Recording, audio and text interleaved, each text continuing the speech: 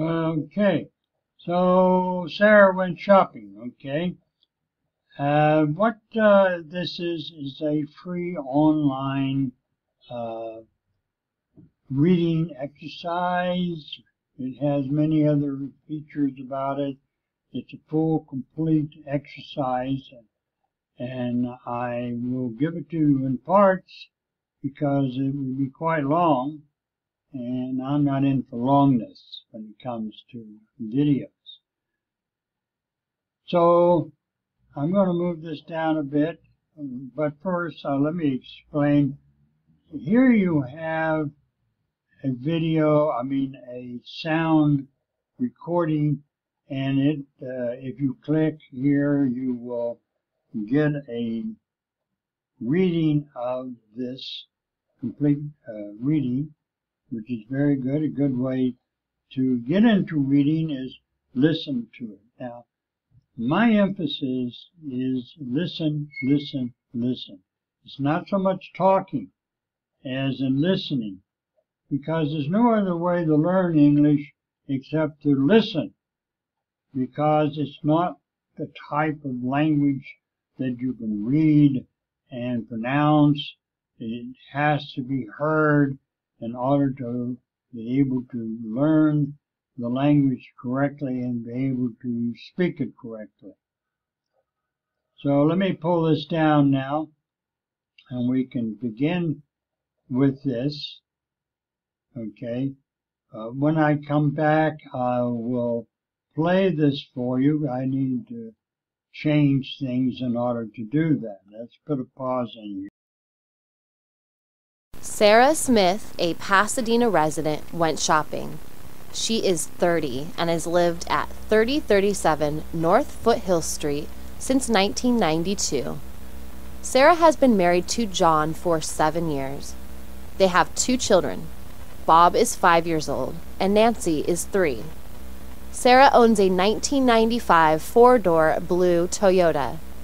At 9 a.m., Sarah got into her car and drove to Bargett, a department store a mile away. Bargett was having a holiday sale. Sarah bought a 4-slice toaster for $29.95 plus tax. The regular price was $39.95. She paid by check. On her way home, Sarah stopped at Milk Plus to buy a gallon of non-fat milk. The milk was $3.50. Sarah got 50 cents back in change. Sarah arrived home at 10 a.m. John and the kids were still sleeping. She woke them up and then made a hot and nutritious breakfast for everyone.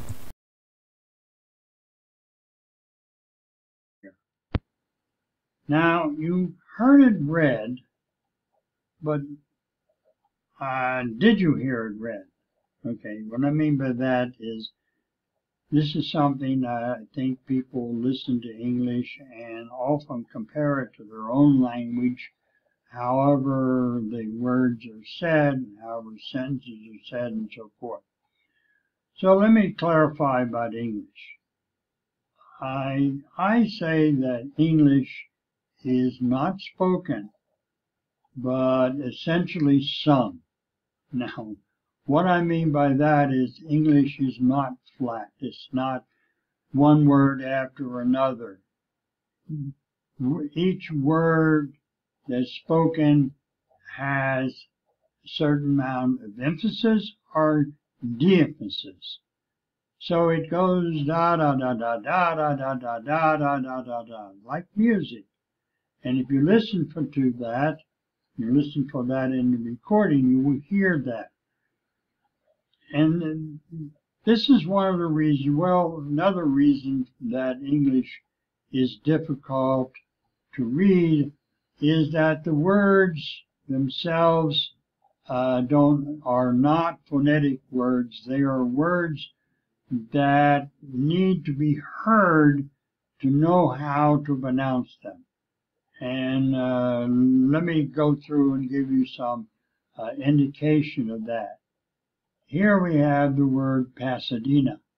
Now, if you hear it, and I'm going to overemphasize it, it has an accent on one syllable and reduce in other parts.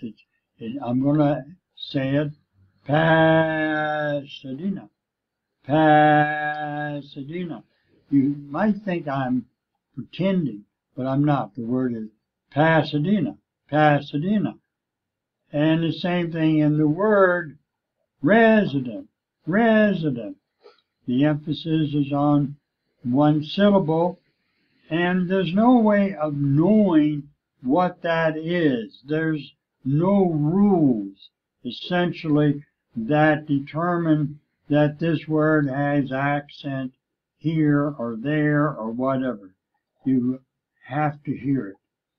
And that is why English has to be heard and not read.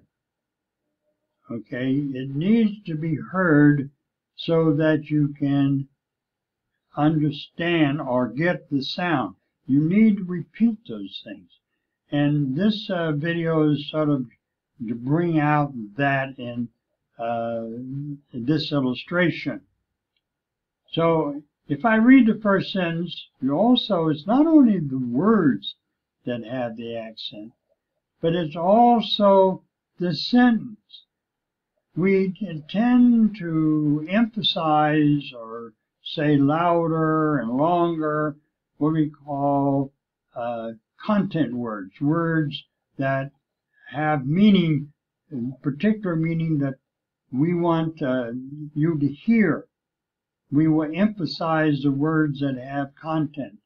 And then we have functional words, which are small words, like here we have a, so forth, and is, and we have, these are sort of functional words. They sort of join information together, but they're not as they're not as important as the content words.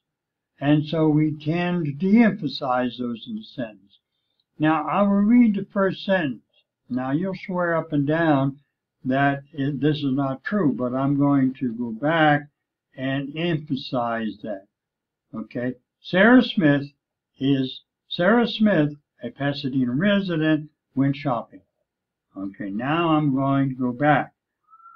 Sarah Smith, a Pasadena resident, went shopping.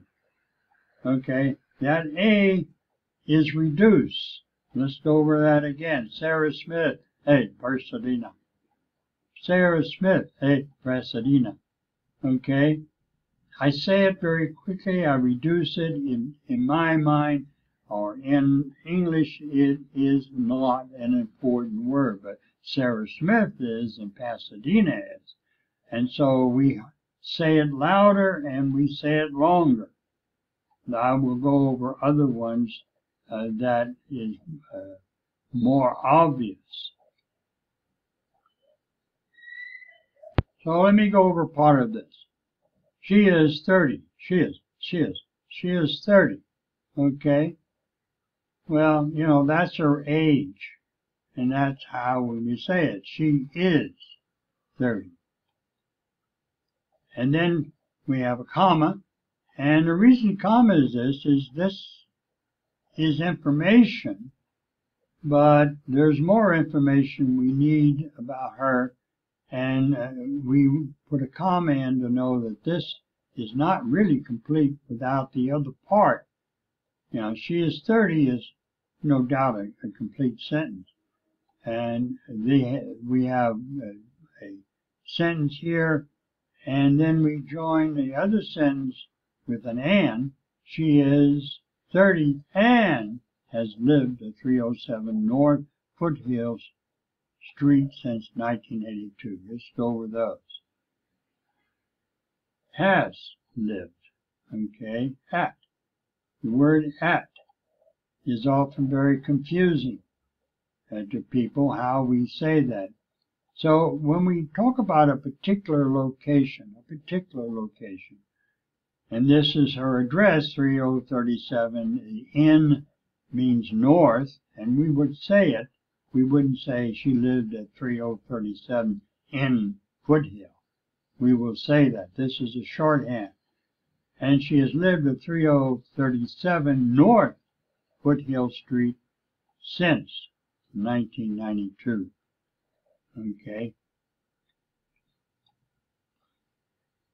that's all I want to say about this. I don't want to get into the details because this is a very complete and complex thing. So I will leave this part and go into other parts of this page.